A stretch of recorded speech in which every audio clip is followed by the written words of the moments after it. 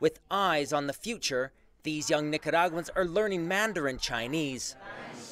The classes are free, a government initiative ahead of the construction of a Chinese-backed canal. For these university students and recent graduates, there are high expectations. When we heard the news of the canal, the first thing the young people thought was, I'm going to find a job.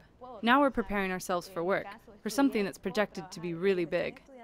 At around 280 kilometers, the Nicaragua Canal would be 3 times longer than the Panama Canal.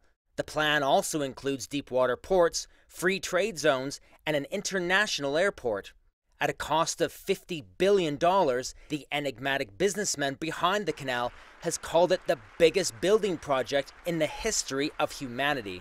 The government says the canal will create hundreds of thousands of jobs and help transform the country. Nicaragua is the poorest nation in the Americas with the lowest per capita income.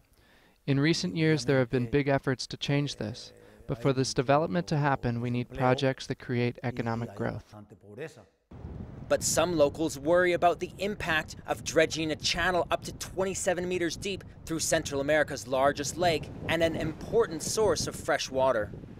Every day, dozens of ferries carry tourists across Lake Nicaragua. Many of those who depend on these tourist dollars are afraid that if the canal is built, this vital source of income could disappear. Environmentalists warn that the canal's construction could have a devastating impact on the lake, rivers, rainforests, and coastal areas.